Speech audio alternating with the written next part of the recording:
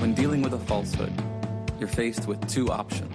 You can accept it or you can reject it. The basis upon which we take one of these actions is a product of our critical thinking capabilities and a desire to know what is true instead of confirming our bias.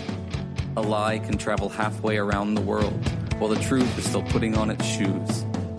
On Brainstorm, we choose the hard truths over the comforting lies. Reason, compassion, skepticism.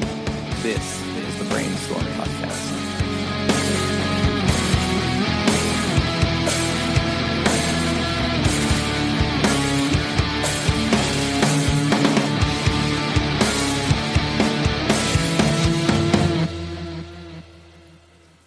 To those listening live or to our patrons, welcome back. For those listening weekly, welcome to the Shift to Reason Radio, the Brainstorm production where we take current events and important skeptical topics and try to analyze them critically. We're live on brainstormradio.net every second Friday, and today is May 11th, 2018. I'm Cory, and I'm still joined by Brandon. Hello. Lisa. I have a Fitbit. Angela. I also have a Fitbit. Renee. Hello. I don't. And the amazing Dave. I'm eating berries. Thank you, Dave. Sweet as berries. I also have a Fitbit. Cory's got a Fitbit. And me and Cory and Angela are Fitbit friends. What? We can challenge each other. We could challenge each other. Are they sponsoring us for this? It feels You're not it's, They receiving. should. it's It tracks your fucking period cycle. Boys, It's fucking amazing. Mine starting- doesn't. Change your gender, baby. change your gender. it's What the fuck? it's starting to feel like it is sponsored by. Although I do really take advantage of the sleep tracking. That's the coolest thing Yeah, about it's pretty awesome. I average 6.5 hours a night. Lucky get. it. You're doing better than me. No, That's you're doing low. slightly worse than me. 6.5? Yeah. That's low. No, you're doing better than me. That's better than a year ago. And that was better. Like 5 a year hours ago, and I 50 was- minutes. Yeah. Not so good. Not so good. A year ago, I was averaging 5.5. And a year before that, I was averaging 5 or less. It makes you think about it. Like, have I Yeah. really only taken seven staircases today? I should take another one. Right, eh? I don't have any stock in them. I just bought it though, and I'm excited about it. What's your Fitbit goal set at? Which one? Your daily goal for steps? Like steps, yeah. I had it at 8,000 and I passed that like at like 11 a.m. So then I changed it to 10 and now I'm at like 12,000 something. So. There you go. Sweet. Mine's 6, and I think I hit that like 2 or 3 times a week. Okay, there's a giant department and I feel like my office is on one end and the Linux See, are on there the you other end. go. So I just like run back and forth and then I go running at lunch and then that like puts like 5,000 on there. So I used to have it at 10,000 and then I hit it too often. And then I was going to the gym at that time too. Yeah. And, so I set it for 13,000 and now I never hit it. Like I haven't hit my it's step too goal high. in like, make yeah, it ever. lower, make it more reasonable. Okay, I have a question though. I'm so sorry. I know the rec table's over, and I'm derailing. Is there an actual correlation between number of steps and health? Or is that just bullshit? It's just bullshit. Okay. So I know that there's definitely a correlation with too much sitting and poor health outcomes. That's definitely true. So getting up Yeah. every hour, whatever, is good for better health. That's actually The demonstrated. one thing that's good about But- the Fitbit too is if for people that are sedentary, the people that don't move around a lot, it reminds you at 10 minutes to the hour, it's like, let's make sure you're getting 250 steps per hour. Yeah. You 'Cause, haven't walked this hour.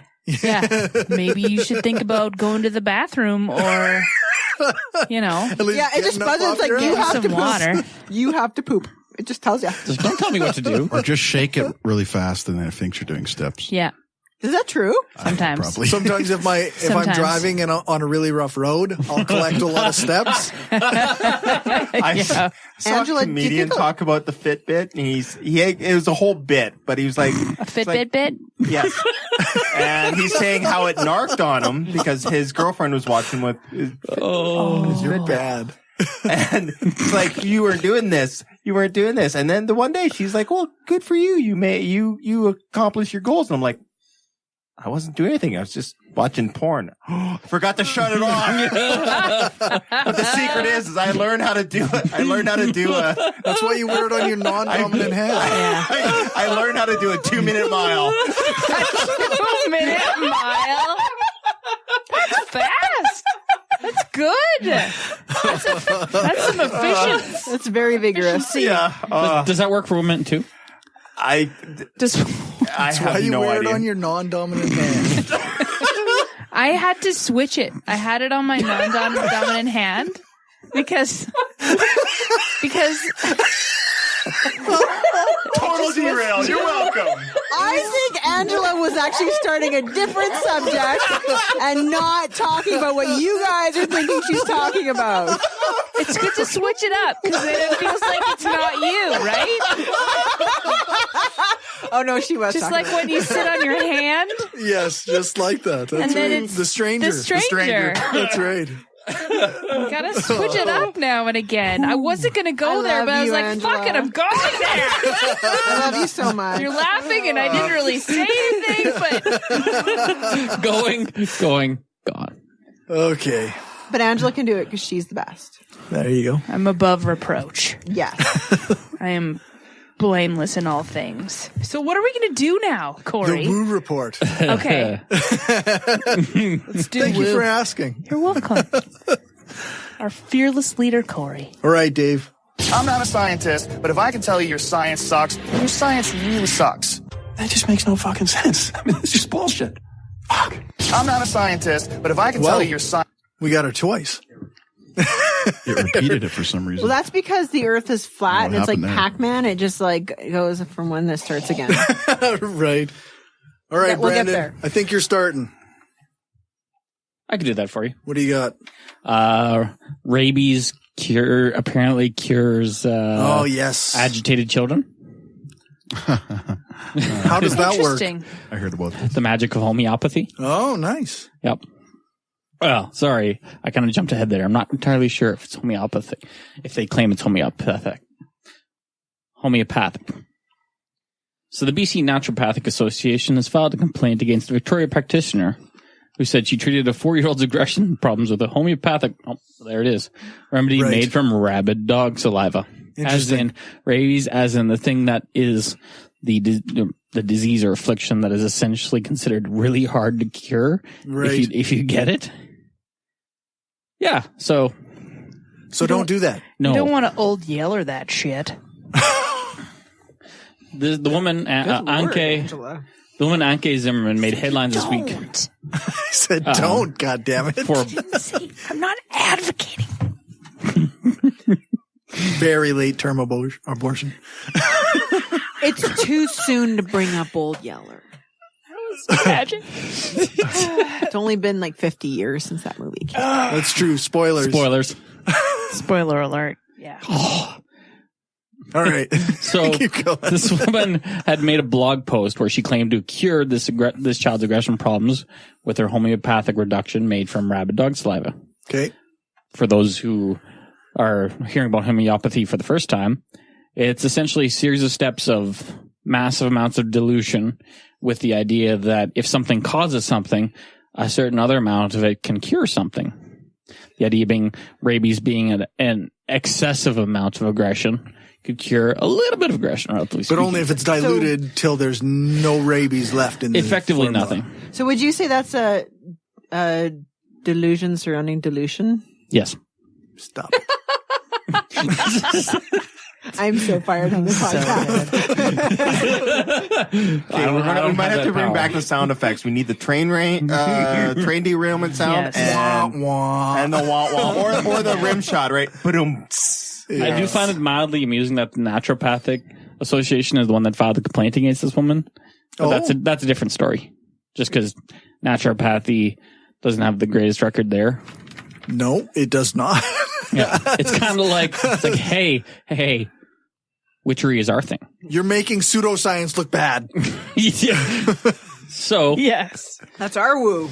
That's right. so essentially, she claimed to, but she never filed any testing. She never basically did anything sort of to certify it as a treatment. She just claimed she did, or rather, she claimed that it worked. Okay.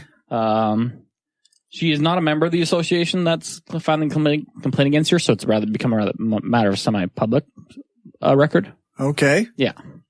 So what association is she a member of that they're filing a complaint with?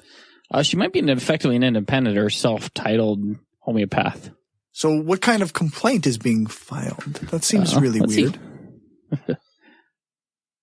It's essentially just a complaint name. It doesn't just appear complaining. To be. Well, I mean, it's an official complaint. It's on paper. complaint. Here's your notice. We're complaining about you. Okay. It was a letter mailed from the Naturopathic Society. I would be concerned that if she wouldn't adequately dilute it, or, or it's contaminated, that you would actually give a child. Yeah, right? you don't that want would to be my actually fear. inject or give. You would think some public health authority would intervene. It gets better, though. Zimmerman, not a member of this association. However, the college, which is a separate regulatory body for the profession, has described the remedy as an acceptable treatment. Oh? Yeah. Just that she shouldn't be allowed to do it because she wasn't a member. Because you're not a member. Okay.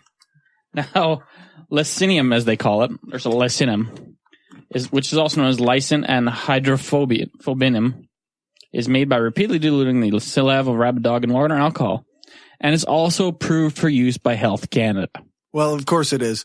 Health Canada is notoriously bad at checking up on this stuff. They, Are you serious? Because at work, we often can't use the newest software version because they take like 3 years to review something. Like anything medical related, we're super behind the States oftentimes, like by a year or 2 or 3, because they haven't approved it because they're so careful to make sure it's something they can allow. Unless it's, CBC did a thing where they photocopied a bunch of pages. Like it was, I don't know, 2 or 3 years ago, where they photocopied a bunch of pages and sent it in. This is the formula for our homeopathic remedy. And it got approved in minutes. Wow. Yeah. When it comes to this kind of wooey shit, Health Canada is just terrible. How come they're not like that for real medicine? I have no idea. Because the rigors assigned to real medicine are different than those assigned to our homeopathic remedies. It's essentially it's not good, but it's essentially a Health Canada is already assuming that, no, you can't actually hurt anybody with this. You also can't heal anybody with this. It's still just fucking stupid. But it is harmful to not treat something, right? Like to. Agreed. Yeah, if you're using this in lieu of an actual treatment or remedy, you're essentially allowing harm to continue. I think that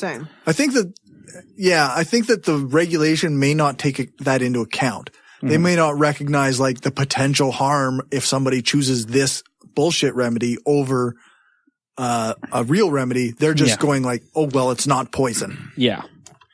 Now, it gets a little better because there's actually a further expansion of the symptoms described here. Okay. Yeah, she wrote about a case involving a boy who was violent towards classmates, had trouble sleeping, and experienced nightmares about werewolves and wolves. So, of course, dogs. Right. Yeah. Because as per usual, homeopathy, like cures like, according to them. Right. So aggressive thing. Yeah. Treats aggressiveness. Never mind the fact that, yes, if the child had been exposed to a sufficiently strong dose of the pathogen causing rabies, there's a good chance he'd be dead right now. Well, I mean, luckily it's homeopathic, so there's nothing left in it by the time there. Yeah, that's the only really saving grace to this. Okay, here's the guy. Okay, hang on, guys. Let's say I take, I don't know, hamburger contaminated with E. coli, okay, and put it in a container. Okay. Then I rinse it out really, really, really well, okay, and fill it with water. Would you give that to your child to drink? No, but if you rinse that container out 1,000,000 times, and then they don't do it 1,000,000 times. They dilute something to it so that it's 1,000,000th because it's an exponential decay. I mean, you can't actually do something 1,000,000 times. It would take too long. But it would be like 100 times, or like if you did it 20 times. With exponential decay, I don't think it would take that many times before you would have. If I rinse it out, I don't know, 10 times, it's probably about equivalent to about 1,000,000. So I wouldn't let my kid drink from it because the risk that there's a small amount of E. coli would not worth the benefit of drinking from this thing when I can just, wash it with actual soap and clean that stuff off for real. You know what I mean? Like, I don't know. I'm just saying. But they did the magic tappy thing on the leather book. I'm just saying.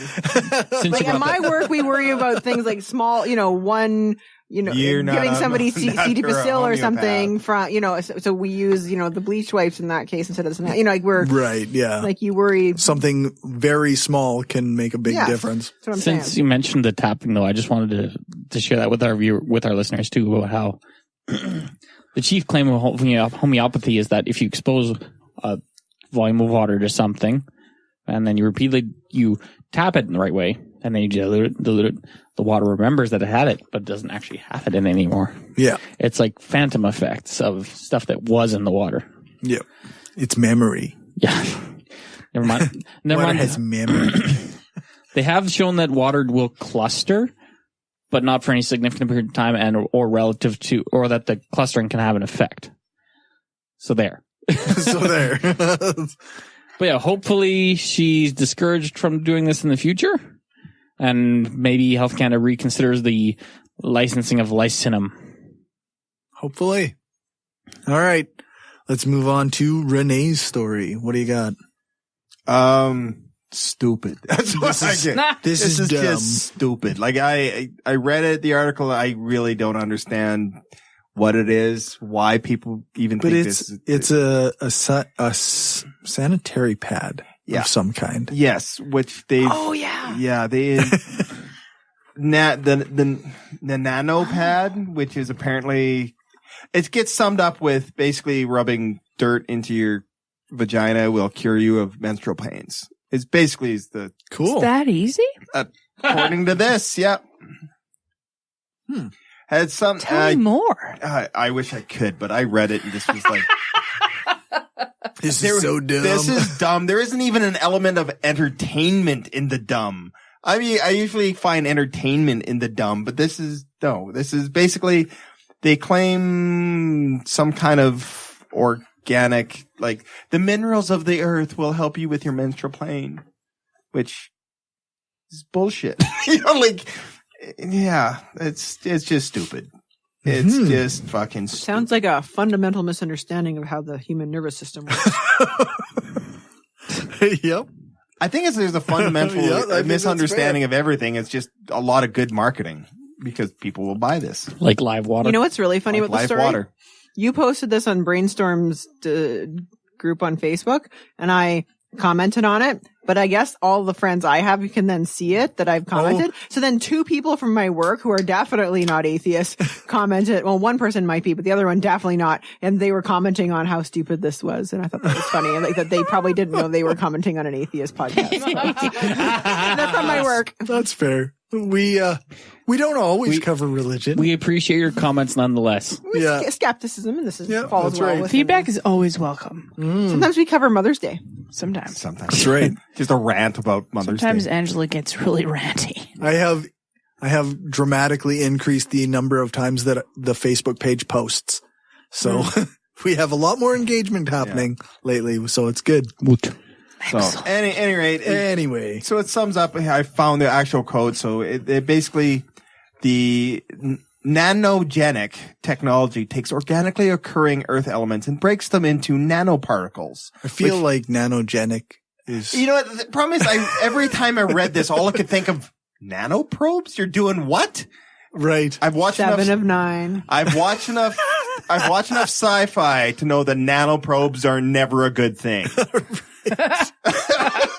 And if you're putting them on sanitary pads, well, you had to start the assimilation somewhere. well, yeah.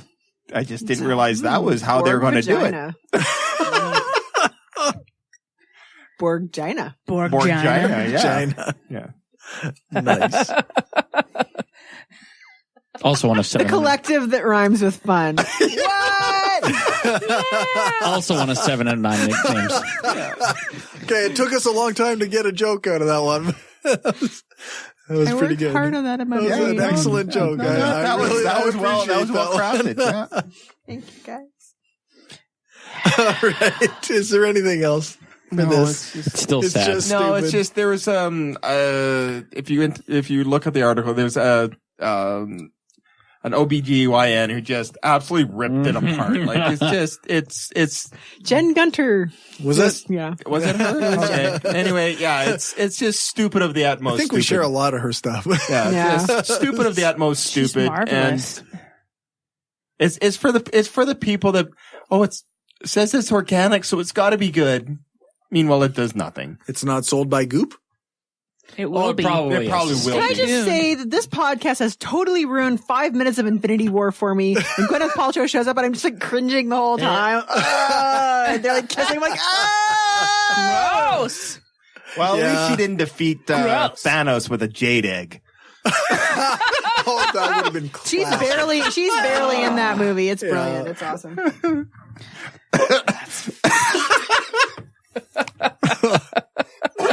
That was the final Infinity Stone with a jade egg.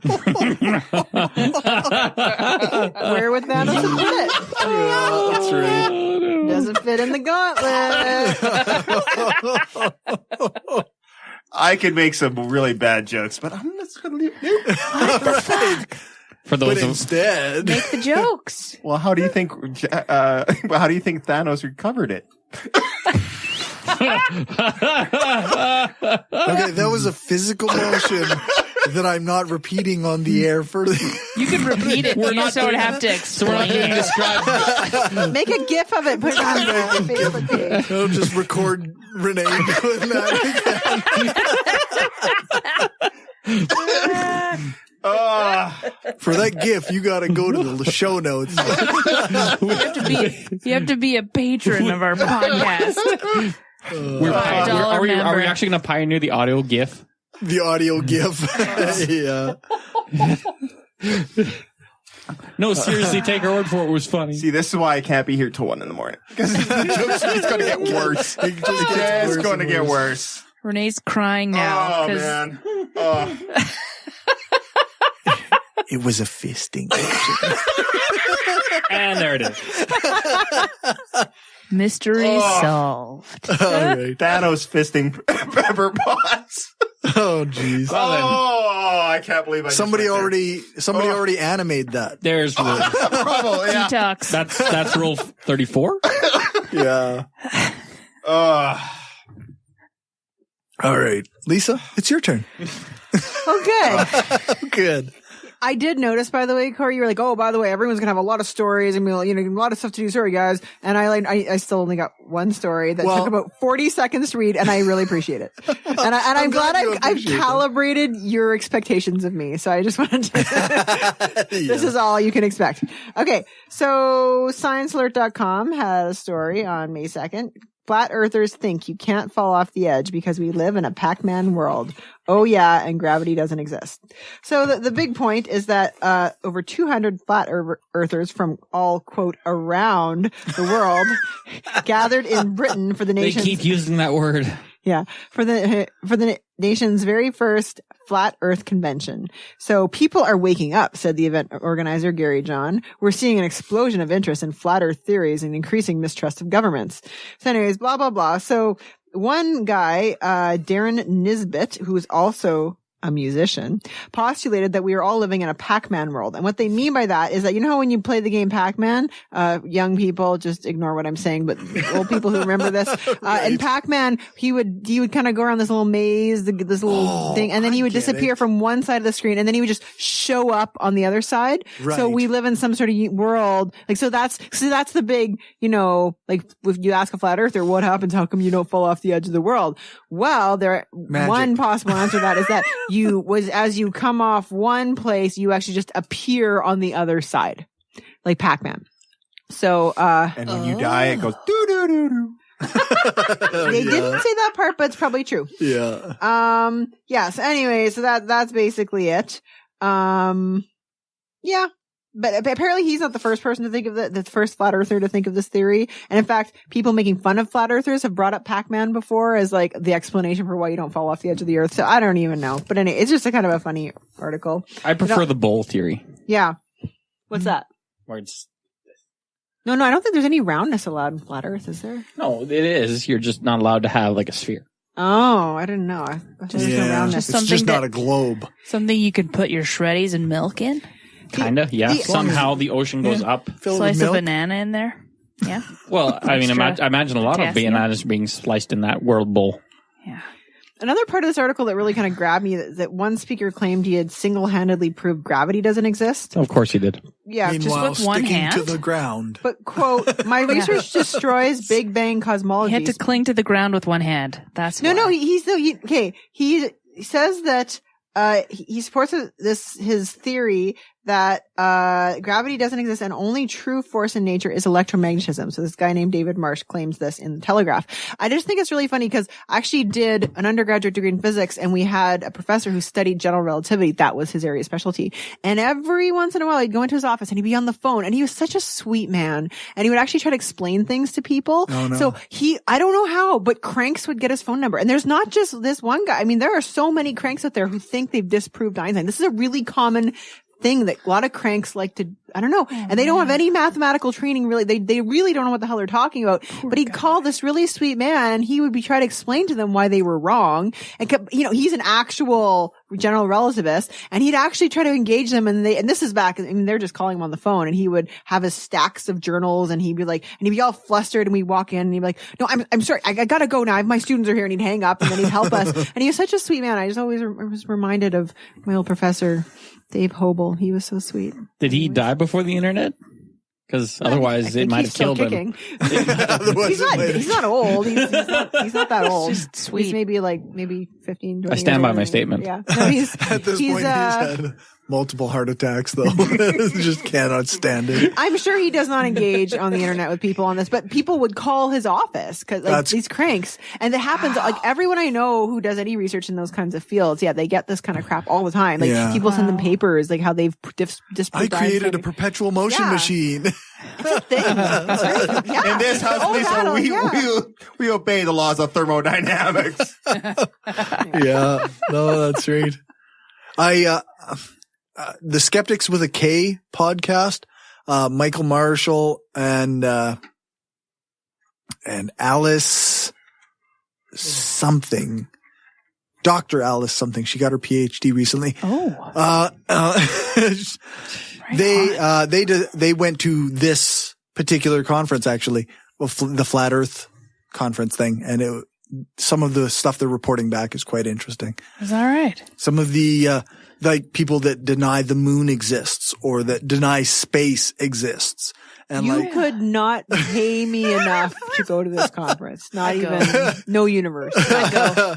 I would totally go. I would. If it's a free holiday without your kid, Can I you're lay going down in Lisa. traffic? If I was like, hey, Lisa, Suicide is a better option. 5-star than a hotel, Suicide. but we also have to go to this conference with no kids. You How would come long? with me. If it was 2 days long, But how long are we doing the non-conference stuff? Like I would rather time. parent than go to this conference. Hey, I mean, come on. Are you sure? I think No, my but I'm close. love of the absurd would find that hilarious. Like we could be drunk or high the whole time. Yeah, you're just in the back. Well, to some degree, you gotta let them do their thing and just write notes and just so you can talk about it later. Because it's like, what else do you do? Oh, can I do like a John Oliver thing where you interview them and make them look dumb? You could. Totally. Mercer type of Yes. Actually, I was watching on YouTube. We'll go to the psychic fair this year. It's on today. Oh, Is it? too late? Did you know they were This sold out the weekend? moment they started selling tickets? Is that right? They printed 694. That's all they needed. Right. They already knew. They knew how many they had. But I was watching on YouTube, I can't remember what podcast it was, but they actually had Aaron Raw debating with a flat earther. Mm-hmm. That was kind of funny, actually. I actually should listen to that. He's just ruthless. He can be. Yeah. With creationists, he is. So. He doesn't give them very long ropes. All right. I'm going to do my story now from Vox.com, which I know many right-wingers think is a lefty rag. But this story is still pretty good. Donald Trump has continued his trend of putting people in charge of things that embody the exact opposite of the roles they're given by putting Dr. Mehmet Oz on the Council of Sports, Fitness, and Nutrition. Yeah. So you're going to get branded health advice from the government now? Yes. Okay, really, Dr. Oz? Yeah, Dr. Oz. for reals. Yeah, it was. I saw The Great Oz. Wait. I So, saw the Snopes article. They confirmed it. legit. so here's the thing. I don't know. Like, I think it's Colbert or Seth Meyers. One of them always talks about how you just see somebody on TV and that's who he hires for everything. Yeah, like, I think this that's is, how it works. Yes. This is literally like that. Like, Yeah. it's actually that. It's Hey, the he's actual, doing doctor stuff. He's got a coat and stuff. You know, eventually what's going to happen is he's going to fire Jeff Sessions and get one of those screamy lawyers as his Law and attorney. Order. Yeah. So like Well, right off straight. of Phoenix Wright? He's gonna get what's his Jimmy name? McGill. No, the guy with the beautiful eyes from Grace and Frankie. The guy who played the lawyer in Law and Well, Order actually, for I was so thinking long. more along the lines of, What's his I'm a name? son of a bitch, but I'll be Watson? your son of a bitch. Oh, those kind of lawyers. Yeah, exactly. Sam Saul Goodman. Waterston? Sam Waterston. Jimmy He's going to hire Sam Waterston to be the best. Even though he's the an Attorney actor General. that plays a lawyer in Law and Order? Do you really think Trump The can distinguish assistant that? DA? Trump cannot No. tell the difference. Oh. And then he's going to get I'm the almost certain of it. fucking Nobel Peace Prize because he apparently brokered peace in He Korea had- / North Korea. Well, no. No. That's not the world I live in. That's Are you putting your head in the sand? this is A little the bit. world I live in. It can't happen. It cannot be. This is the timeline we're in. I really hope. Right? This is the weirdest timeline. Is there at least a What, you don't like President Biff? Of all the alternate No. universes. No, I do not like President Biff. So my You think about it, I'm you know, going to go they, home and cry they in the do shower. both have the same hairdo. Mm-hmm. removable I don't know if it's accurate, but I once read that Biff was like Based on designed Trump. after Trump. Of course he was. The billionaire Biff, for sure. Yeah. Oh, yeah. Trump was famous in the 80s. which for is sure. freaky, by the way. But makes sense. So fuck Dr. Oz. So fuck Dr. Oz. The council, also Bill Belichick is on the council. Well-known football cheater. I don't know sport Diabolical. things, Which sports Fucking ball team is that from? Coach of the New Patriots. England Patriots, yeah. I have been watching some of the cocky playoffs. That's been fun. The cocky cocky- player. Fuck off, you assholes. I fucking hate you guys all so much. I can't even know why I come here. You're such jerks. No. I only come here to get out of the house. I have nothing else in my life. I'm pretty sure Fucking four of hate us. all you Four fuckers of so us are a fucking C much. there instead of an H, Your Lisa. name I might is have said starting it, to but fade. I didn't mean to say it that way. That was so awesome. Well, it is recorded, so we can find out for sure. But I said it. I fucking said it. I know it's to misspeak. Okay, people misspeak sometimes, especially if you're like when you speak this much. Some of your words are going to be But you know what? missaid, and you're going to say cock sometimes. I say cock all the time. I say cock all the time. Suddenly I feel like your house is a lot more interesting than I would have thought.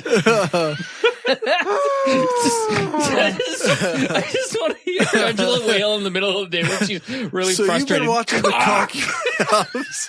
Go fuck yourself. My kid swears all the time. So fuck Dr. Oz. Yes. What about this hockey game? The council was formed It's in cocky. 1956 with the intention to promote regular physical activity and good nutrition. I've got here in my notes that obviously skeptics don't like Dr. Oz because he's a quack. Well, he himself isn't really a quack. He just provides a platform for them. Well, he promotes and sells pseudoscientific supplements and nonsense. I would argue that any actual physician who breaks, who specifically endorses non-evidence-based medicine for his personal gain is a quack. bad physician. Like that, a quack. Yeah, that's why awful. didn't Trump pick Dr. Travis Stark or whatever his name is, the guy that's on the doctors? He's threatened by his good looks. That's probably what it is. It's probably why. There's like I'm just really glad he didn't pick somebody from Grey's Anatomy. Dr. Oz is pretty dashing. I mean, come on. What? No, just kidding. I don't know. Dave would hit that shit. Would you? Is that on your celebrity exemption? That's on the celebrity exemptions. I would not play cocky with him. No. You don't want to accidentally touch his sticks. Dave, I'm never making you cookies ever again. I'll bring cookies next time. That's a mispronunciation that'll linger. So the Vox article kind of figures that Oz was appointed because he's considered America's doctor. And that Trump saw him on TV as a doctor. And I mean, I really can't dispute that. That's Can we trade him in books. Can we trade him in for Hugh Laurie? Yes. Let's trade him in for Hugh Laurie. But I love Hugh Laurie. Exactly. Somebody who's, not actually a doctor. That's okay. Trump's not actually a president. He's very good at playing him on TV. Yeah. He's just kind of place holding. Yeah. Fuck. So most of the people who listen to our show will remember that Dr. Oz was called before a Senate subcommittee on consumer protection in 2014. Yes. He was asked questions about the way he promotes pseudoscience and bogus weight loss remedies. And apparently for a little while on his show, that did make an impact. And he did stop promoting those things. But the last few months, he's been back to promoting all the fad diets and bullshit supplements and detox regimens. And honestly, I'm surprised he's not in business with Goop. Yeah. The writer for this article, Julia Bellows, I hope I'm saying that right, closes her article with a call for teaching critical thinking so that they can avoid falling for the snake oil salesman and the Dr. Oz's of the world. And yeah, they should be physically active and eat an appropriate amount of calories, but also don't expect too much from your body. And health doesn't mean looking like the skinny people on TV or on Instagram. It means having the right body for you and keeping everything working well. Damn right. So get a Fitbit. Walk every hour. Trademark. No. Yeah. 250 steps an hour. So are they going to make the food babe the head of the FDA? Yep. Okay. Oh, damn God. right they are. Trump doesn't spend a lot of time on the internet. Does she have a TV show? If she goes on Fox and Friends. It's not on Fox, then no. She's on Fox and Friends, yeah. Oh, yeah. Good. Yeah, she has been on TV. So. But probably just affiliates, maybe. But she's anti-GMO, so that makes her left, right? Left of the, left wing. So she wouldn't be politically on the right side. That's true. I don't know too many. Well, maybe there are some anti-GMOers who are on the right side, but. I don't know if that's a right-wing political thing. Oh, well. Dr. Oz sucks, and Trump's just going to pick someone who sucks. Yeah. Doesn't matter. There's just going to be somebody who sucks. Yep. All right. Let's do fuck you. Okay. Still waiting on that heifer, Julio. Fuck you, fuck you, fuck you. You're cool. And fuck you, I'm out. All right, Rene. Well, this is a case of fuck you, Alex Jones, which is a kind of a outstanding thing. But apparently, after years of him saying that Sandy Hook was a false thing, a couple parents from Sandy Hook are actually suing his ass. Nice. For, I believe, what's the charge here? I think defamation is what they're suing him for. They're looking for $1 million in settlement because you can't constantly be saying it's a fake thing and not get consequences. Well, those parents were getting death threats and they were getting death threats and harassed and the whole 9 yards. So he's finally getting sued for that, even though apparently he has sort of backtracked now. He's not saying that. I can't remember. There was another article, but basically he's not saying it was a false flag anymore, but somehow the Democrats have taken over the Sandy Hook thing. It's fucking Alex Jones bullshit. Right. He has to make up for the fact that his president is in charge now. Yeah. That's right. It's weird, because usually Alex Jones is so sensible. Yeah. Oh yeah, So for sure. down to earth. Yeah. He doesn't fly off the handle at all. No. Yeah. So chill. I know. Because, cave frogs is a thing. The supplements are so effective. Especially his brain supplements. I love Brain Force Plus. I'm so smart because of it. Yeah. Really? And I'm totally not a soy boy. So smart. So smart. All I can think of is the John Oliver thing where they were making fun of him for selling The taint wipes? The taint wipes. Anyway. You can't flush those. I'm telling you right now, you can't fucking flush those. What's a tape wipe? Taint. Oh. Makes much more sense. Do you still need to know? Between your balls We use and them all. your asshole. Well, we use it all the time. It's the perineum, right? Yeah, the That's right perineum word. wipes. Yeah. Yeah. So, at any rate, We wipe them down all the much time. better. You can't flush them though. We sterilize the environment all the time at work. Yeah? The taint. It's good to. We don't call it taint. We call it the perineum. Yeah. Should start calling it. You should start calling it the taint. Did you guys start the Sterilize taint the wiping? taint. We could do a taint wiping. We do. Yeah. I mean, it's not like you don't I do fucking it. Gonna do wipe it. your taint I don't down. do it. I'm the physicist. Nurse gets to do it, but Yeah. we Is also the have to person, is the person awake for that? no. So They're sedated. they're under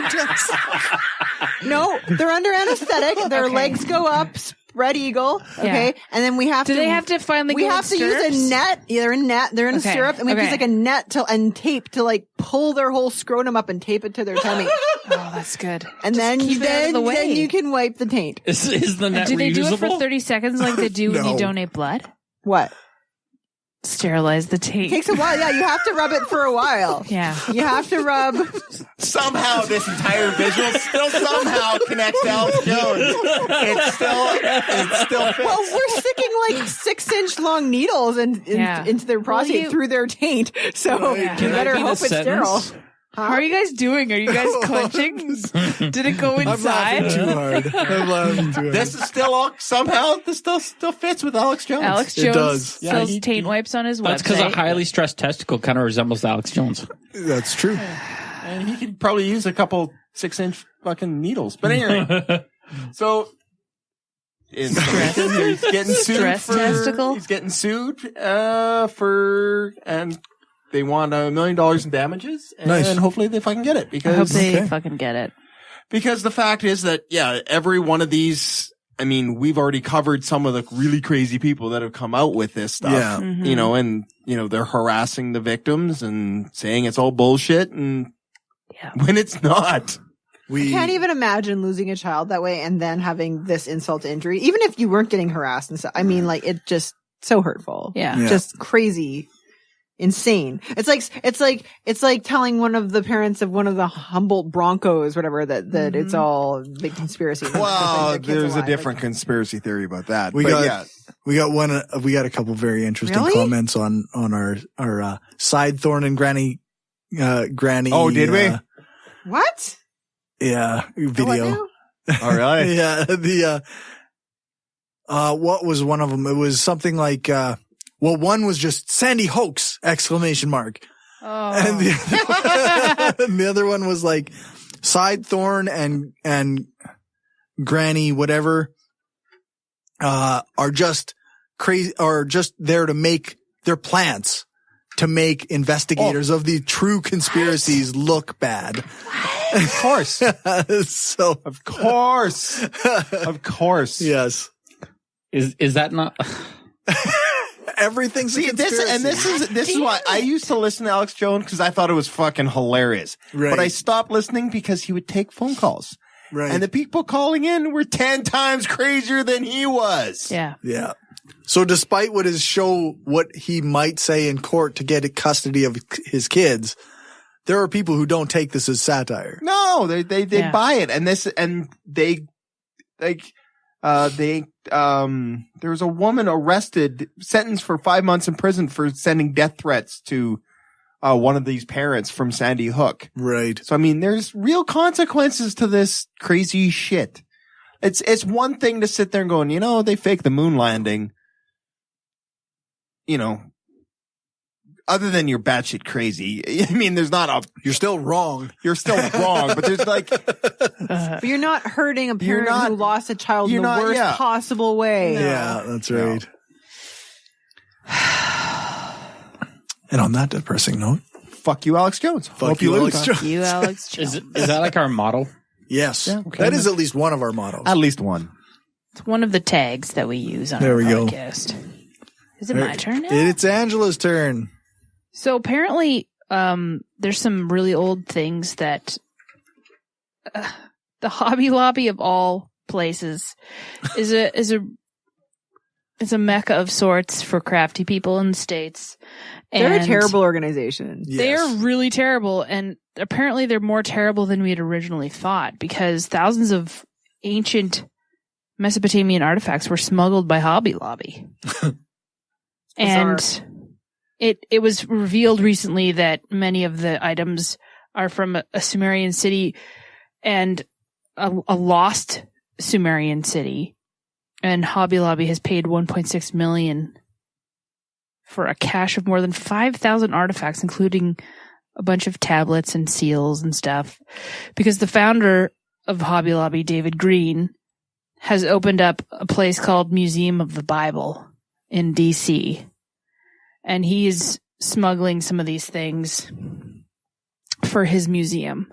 And usually some of these are of dubious authenticity because stolen and fake artifacts are kind of a big market.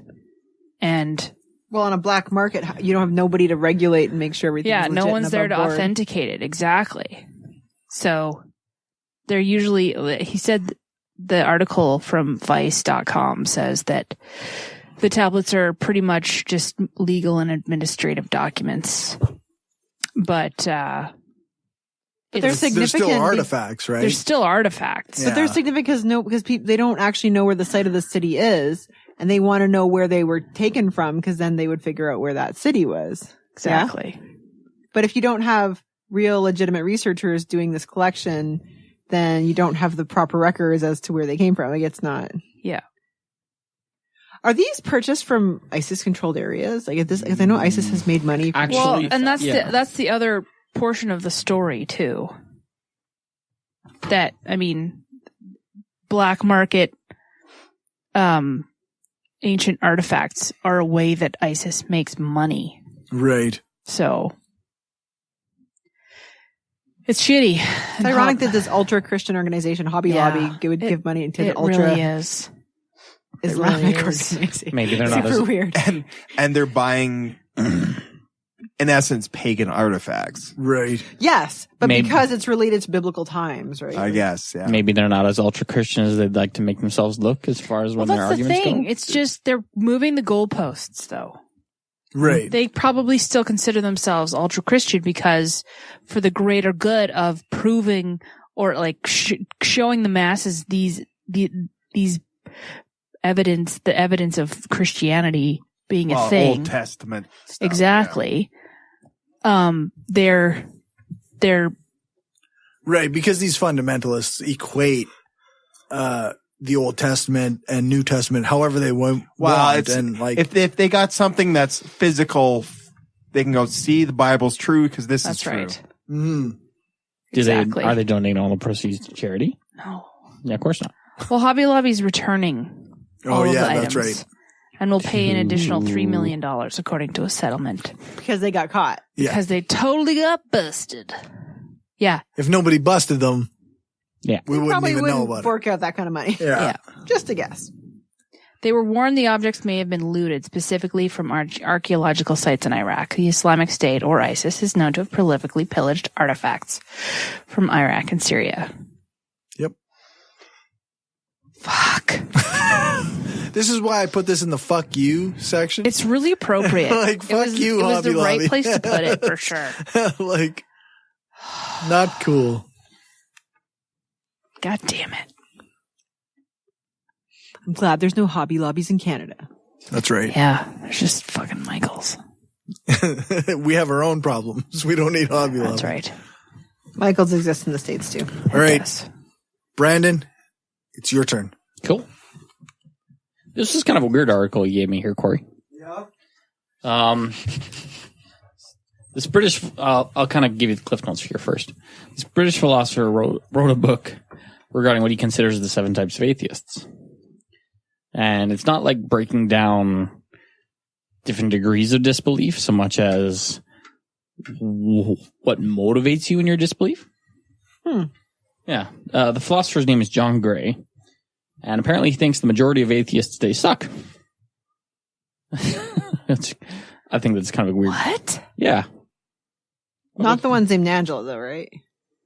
Especially the ones named Angela. She wasn't named in the article, but I assume she might fall under one of the categories. She was alluded to for sure. Maybe. So apparently, insists that the modern non-belief is a far more strange and subtle business than compared to what atheists would otherwise go with. He wrote a book called The 7 Types of Atheism. It explores the variety of disbelief. And so he kind of broke it down into different categories. The more confrontational types, i.e. the Harrises and Dawkins. Yes. And the weirder ones where it gets into stuff like meditation and drug use, kind of. So also Harris. Definitely. I'll take your word for it, Lisa. Oh, he talks about it all the time. Okay. Like LSD and whatnot, yeah. So he cited the idea that there are atheists who replace faith in God with faith in science, which I think is a little bit iffy as far as the definition of atheism goes. That's a stupid assumption on the part of religious people that we believe in science as a replacement for religion. Yeah. The trouble is that there are people who adhere to a kind of thinking about the world that doesn't allow for any kind of nuance or changing of minds. And it's called like there is a philosophical view called scientism. Yeah. Right. And it is a flawed way of thinking, but to put a bunch of atheists into that group just because you think that they belong there seems misguided. But faith is also believing in something without proof for it. And science is the opposite of that, because I think that science is probably the best way to go about getting to the truth, since it's been the best method so far, and there's lots of evidence to support that that's a good way to do it, which is the opposite of faith. Right. Yeah. I think that the problem with like scientism is that it isn't scientific. I don't know what scientism is. Yeah. It's like not cool. It's almost like a science has a dogma rather than a methodology. Yeah. It's not even necessarily science as a dogma so much as like adherence to conclusions, whether the evidence is there or not. Like that's not science. It is a very rigid way of thinking that. Yeah, exactly. It's scientism, not scientific thinking, is what it is. Amusingly, the guy apparently cites one of his problems with atheism, that the way it opposes religion is that it looks at religion like a version of science for explaining the world as is. He takes the idea that religion was always much more allegorical than it was portrayed as. And whether or not that's true, that's one thing. Right. Interestingly enough, I mean, I know plenty of atheists who view religion as a allegorical type filter for the world rather than a strict literal scientific explanation of it. It's hard to say whether or not, given the lengths that people went to in their beliefs at the time, or even now, whether or not they be considered allegorical. Right. Like, there's all sorts of allegories we have today that we don't treat in the same way that religions are treated. No, that's right. Apparently, another one of the types of atheists he cited were God haters. Well, that does seem to be a whole thing. Like, there's You'd have to be real for me to hate him, though. But there's a whole slew of arguments. Like, I remember hearing an old debate between Hitchens and Tony Blair, where Hitchens argues that religion is a force for bad in the world, and Blair argues that it's a force for good. And it's like, it doesn't it's interesting, but it doesn't really speak to whether or not there's a God, right? It only, like, even if religion is bad, religion can be bad and there can still be a God. Right. Right. So it doesn't work as an argument for why there is no God. And vice versa. I think there's... But I do feel like there's a lot of atheists who are motivated that way. They're like, oh, I grew up in the Catholic Church and I fucking hate the church, so now I'm an atheist. Like, well, that's actually not necessarily a good reason to be an atheist, but yeah. Mm-hmm. I think that there is something, like, I do dislike Darth Vader, to speak to your point about hating God, but even though he's not real. Like, I don't like the character of Darth Vader or Kylo Ren. Or the Lannisters. I hate the Lannisters. What about Tyrion? Tyrion's good. Okay. Tyrion's like the one good one. Even Jaime has, like, good qualities. Even Cersei has we good didn't qualities. like him, but now we like Jaime Lannister. I still don't like Jaime Lannister. I mean, Cersei's a strong woman. I don't care. He's still pretty self-serving. He still raped his sister. Cersei isn't in a lot of ways, though. Like, she kicks ass. She does, but I'm glad she got kind of like, I don't know. She's getting her revenge, though. Yeah, that's true. I don't know. Sorry. I don't like her. I love to love. I don't know. But anyway, my point is that I can hate a fictional character and still think that they're fictional. Yeah, or know they're fictional. Yeah. And the fact is that, I mean, if God, the character, does the things that many Christians attribute to that character, it's reasonable to hate that character. Well, I mean, yeah, what he's been written to do. Yeah. Can I say something? I think it's okay to hate Tywin Lannister. Well, I didn't realize we had to qualify that. Cory almost it was almost Clamata. Hold on. It's okay to hate.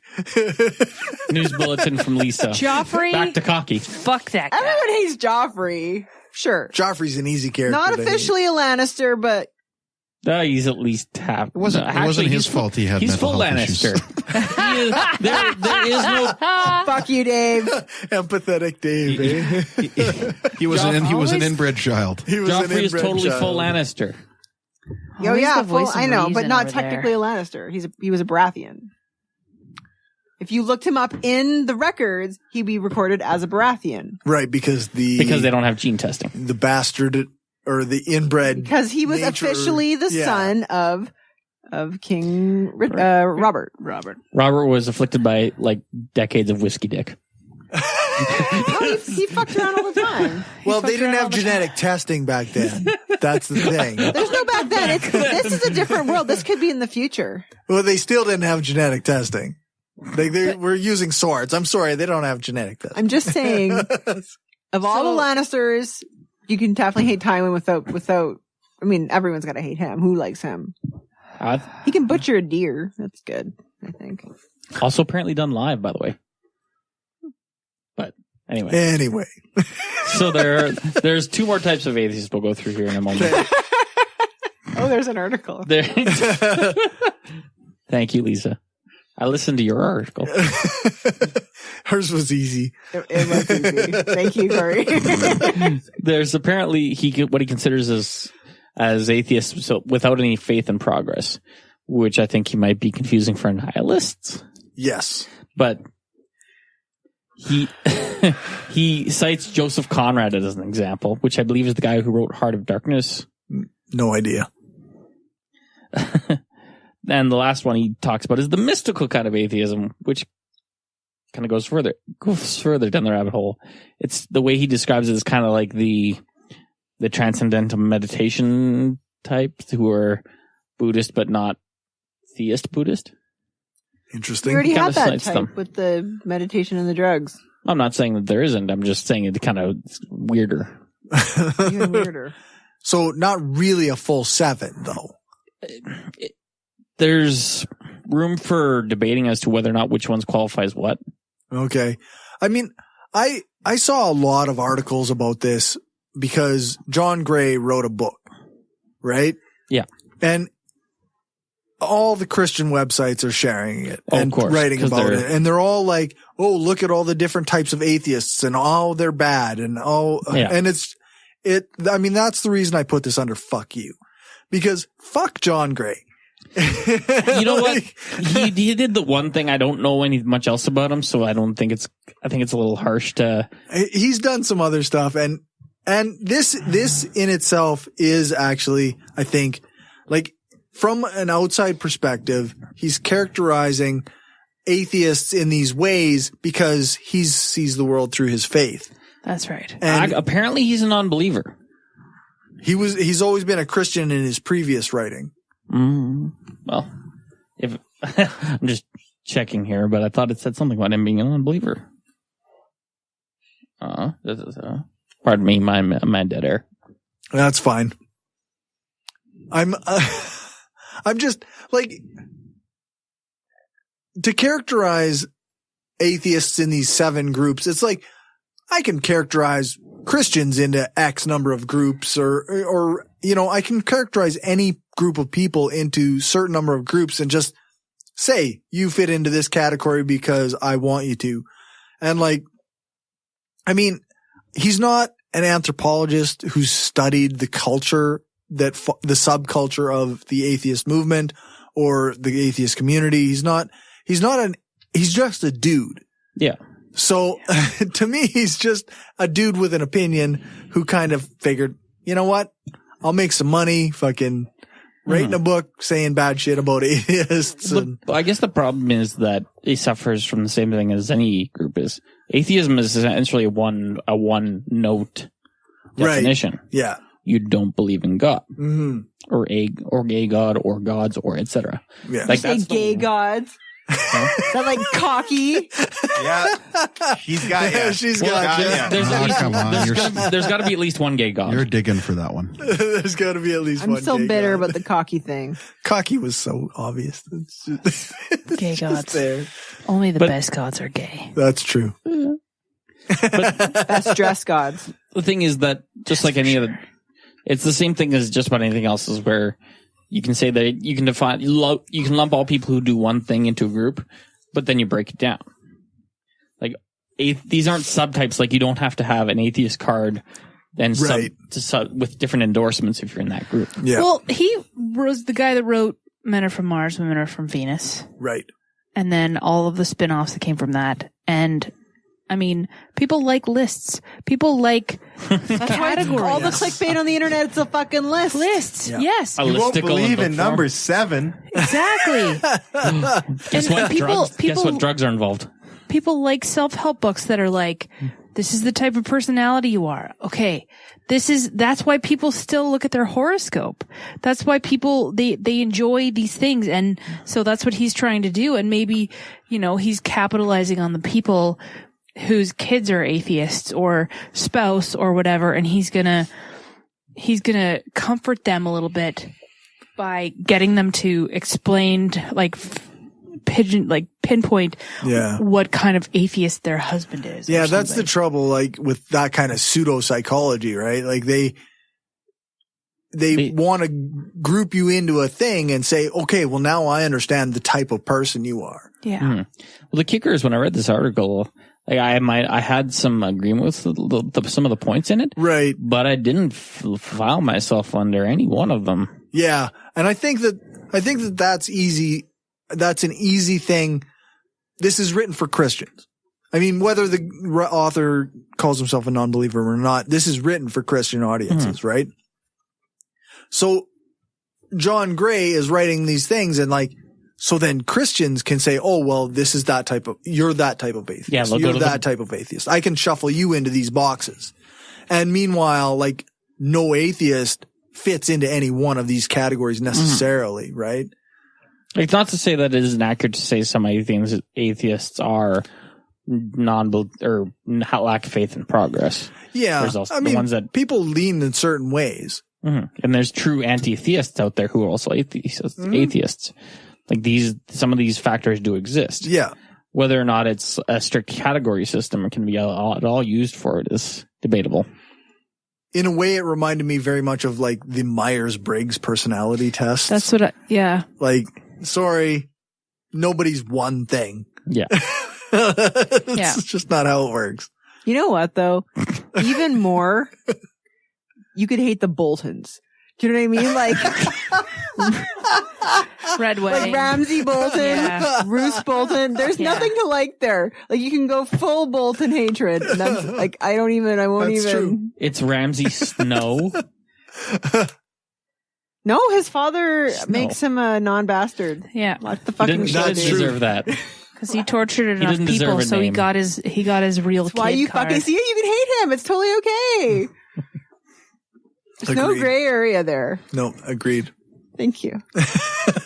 Except in the castle. Pretty gray. All right. Thank you, Brandon, for that story. Let's move on to some science. If you base medicine on science, you cure people. If you base the design of planes on science, they fly. If you base the design of rockets on science, they reach the moon. It works. Bitches. Yes, science!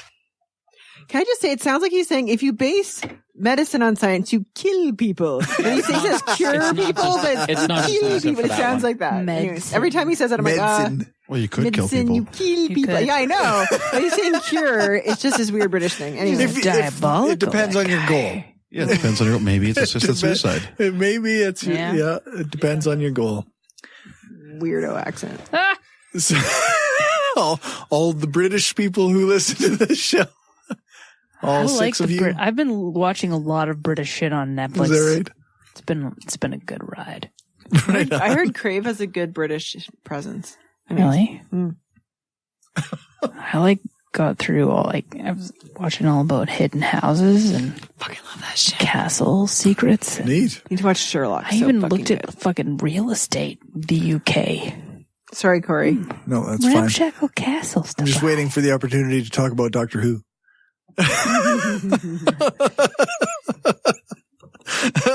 So, since it didn't come, I guess I'll talk about my article. Sciencenews.org. Rising CO2 levels might not be as good for plants as we thought.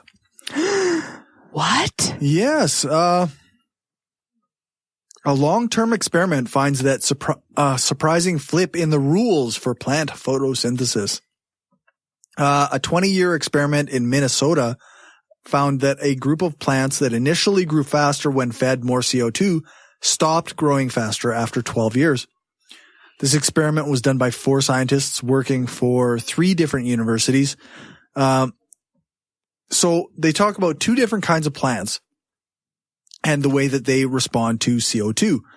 Around 97% of the plant species, including trees, use a method labeled as C3 photosynthesis, which gets its name from the 3 carbon molecules it produces. The remaining 3% of plants use a method called C4, and those are mostly grasses and various kinds of, various kinds. Both processes feed plants by taking carbon dioxide from the air, but C4 plants use it more efficiently so they don't consume as much. The idea that C3 plants take in more CO2 when there's more in the air and thus grow faster has been the standard way of looking at things for a long time. There are many experiments to support this standard model of doing things. But this new study shows that after a certain length of time, plants no longer produce or use CO2 in as efficient of a way. Oh. Yeah, which kind of speaks to climate change to some degree. Like, if we constantly have a higher level of CO2 in the atmosphere and plants are using extra amounts and growing extra fast, but after a certain amount of time, they stop doing that. So then they aren't using as much. Like, it's almost like extra CO2 is good for them up to a point, but then after that point, it isn't good for them anymore. I mean, like oxygen, there's such a thing as too much oxygen. Right. Yeah, there's such a thing as too pure of oxygen or whatever, right? Like, you can't just breathe in pure oxygen all the time. Our systems aren't really made for that. And these plants apparently according to this particular study, stop growing at the accelerated rate when they have this extra CO2 after 12 years. Huh. Yeah. So I thought it was really interesting. Oh, yeah. I mean, that's one of the key points in the pro-carbon lobby. Yeah, that's right. Like, stuff will grow faster. Yeah. This is a thing that plants need all the time. And yet, like, I mean, they still need it. Yeah. But they're not using this extreme amount that we're putting into the atmosphere. Yeah. I mean, obviously, this is just one study, and they talk about how one should look at these results in a very cautious way, and you should always look for more study. Mm-hmm. But I don't know. It's interesting anyway. Yeah, like the carbon levels in the atmosphere, like if you think about it, the plants are getting along just fine with the prior levels. Right. Then you increase the levels and they grow faster for a while, mm-hmm. but then they stop. Mm-hmm. So, I mean, they don't need a that much more carbon. And so makes it sound exactly like what they're trying to do is make it just like, no, it's okay. It's good for the environment. They, let's see, this says, so it was a 20-year study done at the Cedar Creek Ecosystem Science Reserve in Minnesota. They grew both C3 and C4 grasses in 88 different plots. They pumped CO2 into half the plots to increase the concentration of it in the air to 180 parts per million, which is about 50% more CO2 than was in the ambient air at the beginning of the experiment, and amounts to double the pre-industrial age levels of CO2 in the normal atmosphere. Mm-hmm. Around that time, after the experiment followed the usual behavior, the expected behavior for about 12 years. And then after 12 years, the pattern reversed. And for the next 8 years, the C3 plants, which usually use more CO2, ended up using less and growing slower. So they didn't even grow at pre-extra CO2 rates. Well, that's not good. I wonder if this could also be taken as an argument to increase the number of plants, right? Because this is for a given number of plants. Mm-hmm. You know, you just add more CO2; those plants can't handle it.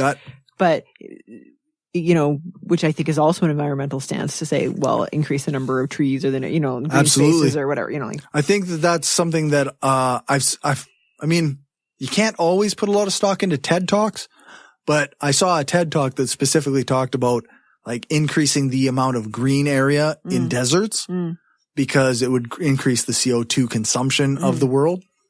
So, I mean, nobody seems to be investing in that, but yeah, that came out about at least 5 years ago. So, but I mean, I kind of feel like we should be planting more grass in areas, and we should be trying to do something. I think grass is one of the least efficient plants. It is. It's a bad plant. We use it in North America as a way to cover our lawns, but it's actually a very water intensive, very not very robust. Like the plants are, I don't think grass is the plant we want to go especially with. The way that we do it in North America and with our lawns, because we pump fertilizer into it and we cut it constantly. It's just not. Like actually, I mean, for all one thinks of Penn and Teller's bullshit, there was a lot of good episodes, and they did one on lawns and how bullshit lawns were. And Freakonomics did it too, actually. Mm-hmm. Yes, that's right. I was like trying to remember which podcast I heard that on. You're right. I gotta listen to that one more often. I like that podcast. And Malcolm Gladwell did one on golf greens. Oh, that was fascinating. But that was more from the perspective of like zoning and city. Yeah, that's true. But it was really cool. But it seems to show like the way we treat grass in North America is the wrong way to do things. Yeah. But yeah, you're right. That Freakonomics one is really good. Yeah. That's the one. All right. Angela's turn. I got the meaty one. The meaty one. Ooh. Oh, yes, you did too. You would. What can I say? I like meat. So the CDC updated autism statistics. That's a hard word to say when you're tired. And the title of the article states that it's not an epidemic and it's not caused by vaccines. All right. So that's shocking. Yeah. Go figure. Right. So on April 27th of this year, the CDC released new statistics on autism incidents in the USA. Now, it's gone up since 2014. Okay. No, that's incorrect. It's gone up since 2002. In 2014, 1 out of every 59 children has been diagnosed with autism spectrum disorder. But in 2002, the numbers were 1 in 52. Or 1 in 152. So it's gone up significantly. And naturally the anti-vaccine mob will be like, but you guys, there's so much autism. But the funny thing is that vaccine's been around for decades. Yeah. So you wouldn't expect a dramatic increase. Precisely. It's the same vaccine. It hasn't changed in a long time. All of the vaccines are effective and they don't. But it's the MMR vaccine in particular that they say causes it. But it's like that. It's been around for a long time. But stacks and stacks of studies have been done to prove that there's no correlation there. No, there isn't. But I'm just saying it doesn't even make sense because. Yeah. Exactly. It makes way more sense. The best explanation for it would be that it's just getting diagnosed more. Oh, Lisa, sense is for scientists. That's true. So there's certain things. Damn your Occam's razor. Right. There's certain things about this new finding that are a little bit puzzling. Specifically, New Jersey has the highest incident of ASD, while Arkansas has the lowest. And the writer of the article is asking if it's because New Jersey has more autistic children. No. It's just that New Jersey ranks 12th and Arkansas ranks 49th on the list of healthcare quality. So there's more testing. And more diagnoses. And more diagnoses.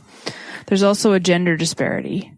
Boys are diagnosed more than girls. Interesting. And white children are diagnosed sooner than children of color. I feel like that might be another problem with that one. There seem to be, it's probably an access to healthcare thing. It's an access to healthcare thing because the 2002 report stated that 1 in 42 boys and 1 in 189 girls were diagnosed with ASD. And that was a 4.5 to 1 ratio. It seems like a very strange. It seems like a very strange ratio to me. I don't know. Yeah, but this article goes on to say that there is substantial evidence that significant gender bias leads to a remarkable underdiagnosing of autism in girls and women. Because there's a lot of expected behaviors that you'd normally use to diagnose autism are different.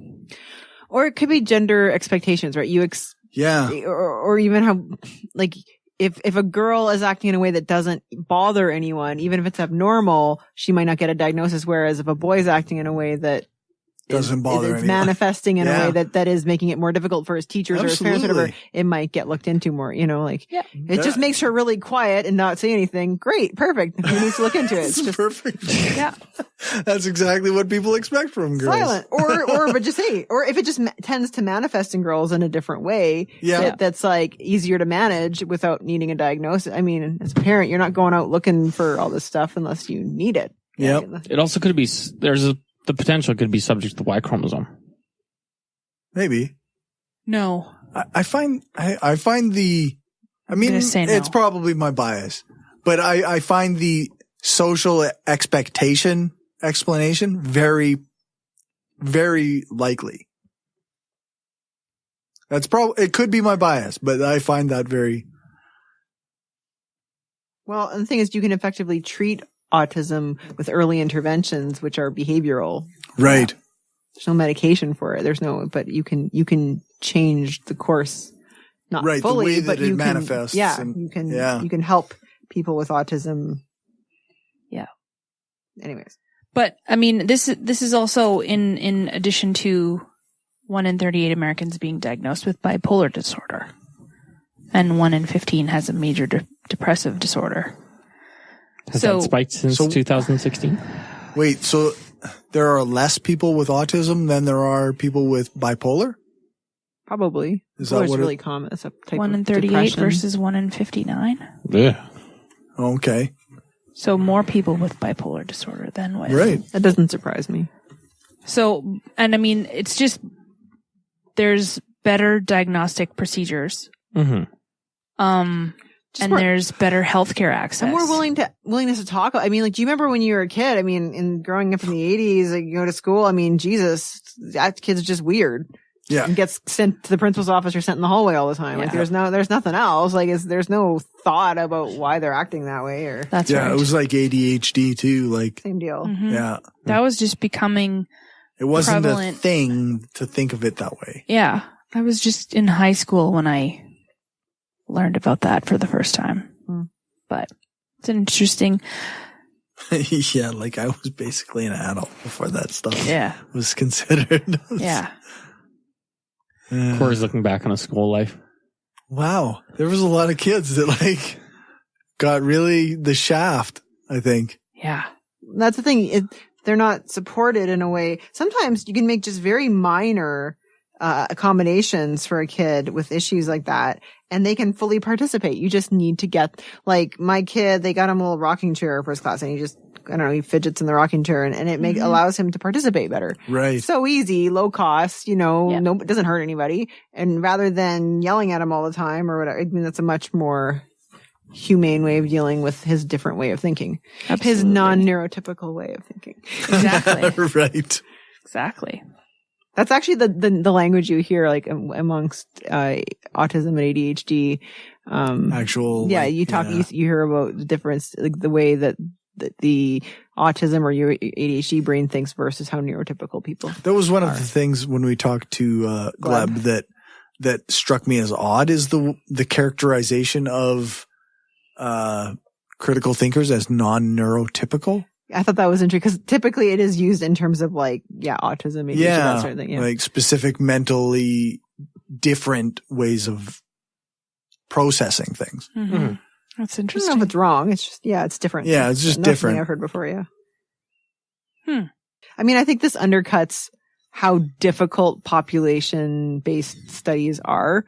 You have, like, I mean, a huge part of my PhD was about this with respect to galaxies, but basically it doesn't matter. If you're going to do statistics on a group of anything, galaxies or people, you have to start with a representative sample, and you have to make sure that you're gathering everything, right? You can't, if your selection function is biased, you're going to have biased results. That's right. So if you're looking at how diagnosis of ADHD over time, if you're not, if the diagnostic procedures for figuring out if somebody has this have been evolving over time, it's really going to be impossible to tease any information out of that data. It's just not, it's not how populations studies work. To find something statistically significant, it's well, you have to have everything else be controlled, and you have to be able to tease out the thing you want. It's very challenging to do, especially in human populations, because it's difficult to do this work in an ethical way. But in any event, you can't.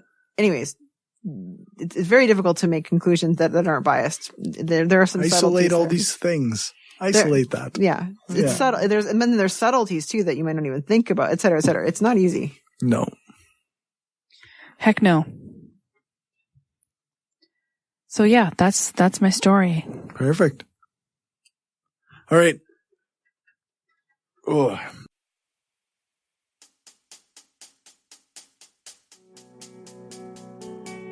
I've got a couple notes about upcoming episode releases because my schedule is going to be a bit hectic for the next couple weeks.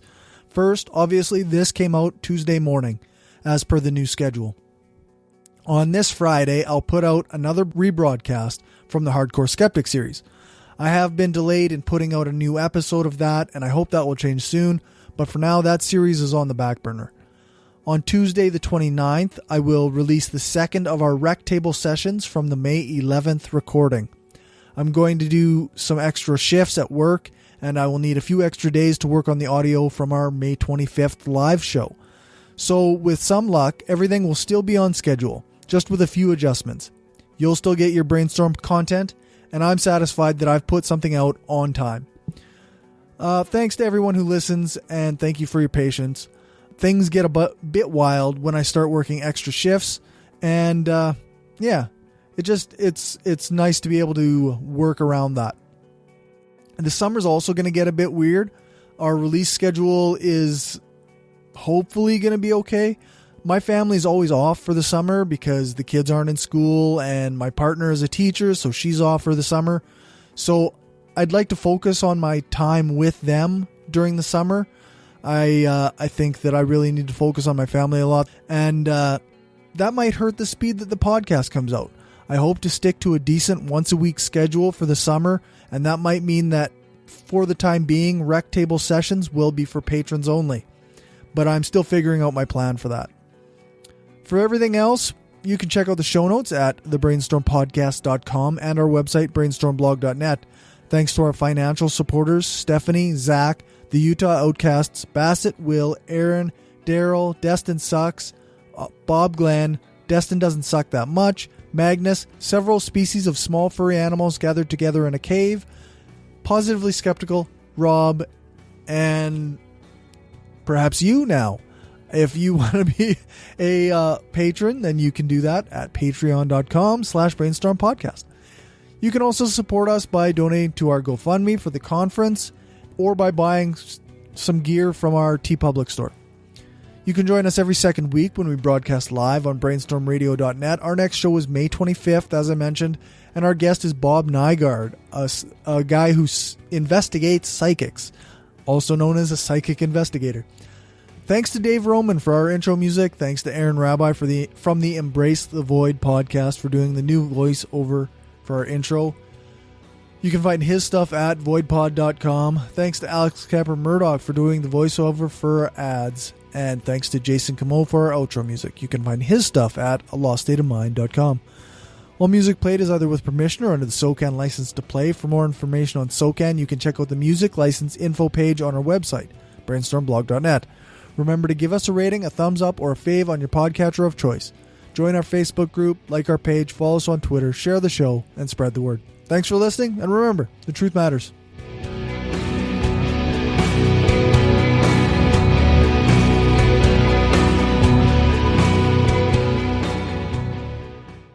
This is an opinion-based podcast. Each person on the podcast is responsible for their own opinions, and those opinions don't necessarily reflect the views of the rest of the panel. Any guests or anyone associated with the people on the podcast, such as spouses, partners, children, other family members, friends, or employers. No one person speaks for the podcast with the possible exception of Cory, and he doesn't speak for anyone else on the show. The Brainstorm podcast does not represent the views of our sponsors. We just wanted to say thanks to everyone who listens to us, shares the show, gives us a rating on iTunes or Stitcher, or supports us through Patreon and Gumroad.